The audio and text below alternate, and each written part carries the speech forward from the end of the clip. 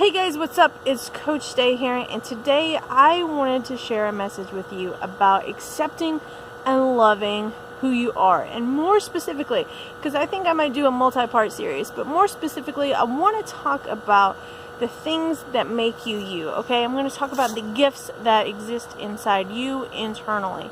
And I'm talking about things like compassion, being giving, forgiving, and considerate, and loving others, and encouraging. And those are really, really important things. And a lot of times we kind of discredit those things because everybody has the potential to do those things. You know, everybody has the potential to be merciful. Everybody has the potential to be loving. The reality is, however, that a lot of people don't pursue that. They don't pursue those things, and they don't invest in growing those things inside them. So, you know, while the potential is there, people aren't always striving to reach those goals. They're not striving to be those kinds of individuals. So if you find yourself kind of in a predisposition, always kind of leaning towards those things already, then you're already ahead of the game. And that's something that's really, really important for you to acknowledge and to be proud of, and to absolutely feed and continue to grow that. So I want to kind of share a story, something that kind of happened in my life, and it's kind of a long story, but we'll kind of condense it down a little bit. So a couple years ago, I was at a grocery store, and I met this man, and we were having a conversation. It was a pretty basic, fine conversation, you know, everything's going good. And then out of nowhere, he starts making some inappropriate comments, and basically was wanting me to have some sweet loving time with him. And I, unfortunately for him, had to decline. Was not interested at all. And the interesting thing about this conversation is that regardless of how many times I told him no, regardless of how many times I told him that I was married, and I also noticed that he was married, he was really persistent in wanting to get down to Funky Town, okay? And the thing about that is, when I came home, I was so bothered by that I spent days trying to figure out what it was about me that invited this individual to come have this kind of conversation with me. I spent all this time like really focusing on myself, like, what did I say that gave him the wrong impression? What did I say to him that made him think that was okay? Obviously, I had done something. And really what I was doing is taking all of the responsibility off of this person, basically saying that his actions were kind of irrelevant and that it was my fault. And one of the things that I thought was interesting about that is a lot of times we do that. We blame ourselves for other people's behavior and how other people respond and live and exist, and we put the blame on ourselves, and we say, you know, this is obviously my fault. Obviously I did something wrong here.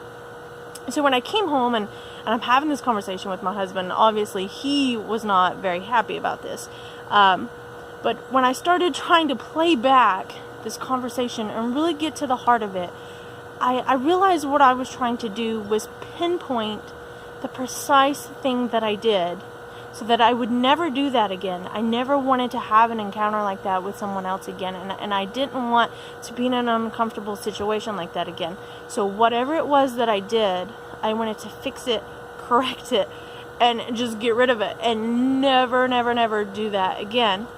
And when I was talking to my husband, I realized something, and my husband kind of pointed out, he's like, well, you know, how that person responded to you was really weird, and that's nasty and gross, and that's weird, and, you know, obviously he was upset about it. He's like, but that's not unusual for people to approach you. And I was like, no, people don't just approach me. And he was like, they do. They approach you all the time. And so I started thinking about that, and I was like, you know what? He is onto something, because we've traveled all over the world, and everywhere we go, people always come up to me and they want to have conversation with me. People will want to pray with me. They'll want me to pray with them. And I've met the most incredible, spectacular, extraordinary people just all over the world. And I sit there and I started thinking about that, and I thought, okay, you know, that's true. Like, people just do like to approach me. There is something about me that people find approachable. And when I really started reflecting on that, I kind of realized something. And And it's kind of like this, the scripture talks about that you're a light, okay, and it's like a beacon, and people see that and they're drawn to that. They want whatever it is that you have. There's just something about you that draws you in. And I started thinking about my bug zapper. I have a bug zapper, and all I want to get rid of is there's an apple falling on my tree. All I want to get rid of, I thought it was going to hit me in the head. That would have been a good one. All I want to get rid of is the mosquitoes. And when I go over there, I see that there's a lot of other bugs that died that I did not want to die. I didn't want them to get in there. I'm just trying to get rid of the mosquitoes.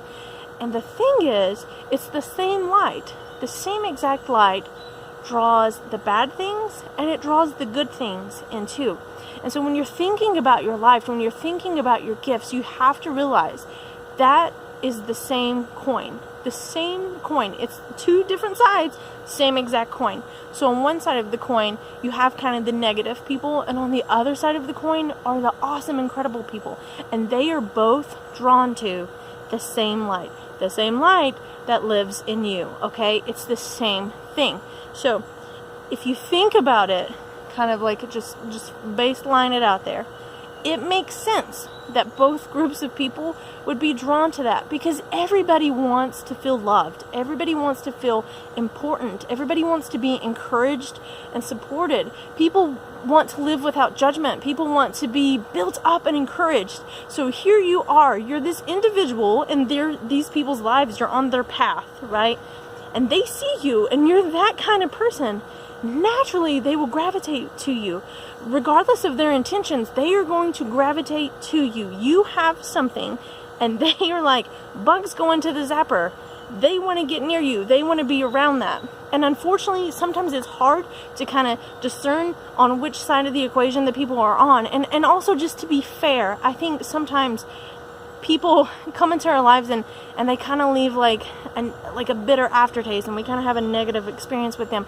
But I don't think most people that we encounter that are kind of negative, that maybe we didn't really enjoy having that relationship with them, I don't think it's always like a premeditated attack. I think sometimes people are just on like a path, and it's hard for them to deviate from that. And so even with the best intentions, their best intentions aren't really good. They're not the best. You know what I mean? And it might be the best that they have, but it's still not the best. It's still selfish and kind of crude and weird in its own little way. And that's not everybody. I mean, there's obviously some people that they want to take advantage of you and they desire to take advantage of you, but I think for some people it's not always a pre-planned attack. It's just kind of how life goes for them. And the importance of you knowing that and accepting that about yourself is because you can be confident in that. One of the things that I see a lot of people do, and I did this too, is you want to get rid of that. You like, whatever that is, I don't like that, and I want to get rid of that. And you'll see people that say, I'm tired of being used. I'm tired of being taken for granted. I'm tired of people not appreciating me. I'm not going to help anybody anymore. I'm not going to be given anymore. You won't get near my heart. I'm not going to let you in my home. And so we push, and then we build a big wall, and then we're trapped in this own little prison that we build for ourselves, and we feel safe in there for a little bit, but at the same time, those incredible, amazing things that God's put inside of us, they can't get out, so they're just kind of stuck there. So then we feel unfulfilled, and we feel kind of like enclosed and trapped, and it's like, we just want to be free, and we just want to get out, but we can't, because we're so on guard. And I know after my encounter with that gentleman, like, that's how I was. I wanted to be aggressive. I wanted to be hostile. I wanted to be kind of off-putting, because I wanted to stop people from feeling like they could just come up to me and do that. And even though he's a rare experience out of, I don't know, like thousands and thousands of people that I've ever met in my life, he's like one out of all of those people, and he's not even a percentage. He is so rare, he's not even a percentage. But it only took one bad experience for me to be like, nah, I'm good. I need to like go through the store and have my mean face, like, what up? Like I'm ready to spat with somebody. And, shop for cucumbers aggressively. Just so they know. You don't want to come talk to me when I'm buying broccoli, when I'm buying cucumbers, because I look like I'm ready to fight. For reals. So, anyway, with that, guys, I want you to get to the place where you don't think like that anymore, where you can kind of embrace those things. And, I have a lot of people that come into my life from various avenues, and it's always really fascinating how they find me and how I kind of find them. And I will have people on Facebook write to me and say, can I be your friend? Because there's just something about you. Like, I just love your energy. I just love your videos. I just love how you are. Will you pray for me? What are you doing on Sunday? I'd like to go for a walk with you. And I think that's just, it's awesome. Like, I love that. I love that part of it. And I just think it's neat that you have something internally that people see, and they radiate, like just standing next to you, and whatever it is that's in you, it just radiates from you, and it just kind of affects everybody around you, and they love to be around you, and I just feel like that makes sense, doesn't it? I mean, it just makes sense why you would want to be around incredible people that make you feel good about yourself, that encourage you and boost you up. So I am here to tell you, please continue to be compassionate. Please continue to be giving and understanding and long-suffering and loving and encouraging, because one day it might be me who needs the encouragement from you. You might have a kind word from me, and you might be afraid to share it because you've had negative experiences with other people. And so I want you to be confident in the gifts that God's put in you. I want you to be confident. Man, if you are happy, I mean, I've had people complain to me like, you're just too happy. Well, what kind of complaint is that? Whatever. Whatevs. And you could sit there and you can be like, well, I guess I'll just be grumpy. Why? Get over yourself, pal. I am not going to spend a moment of my time even considering that, because that's just stupid. What is that? So when there are natural things just about who you are, you're happy, you're loving, and you believe in people, and you want to support people, and somebody comes at you with some kind of negativity like that, or some kind of crazy thing, you're just going to be like, nah, bro, it's cool. Because they're not your people. They're not your people.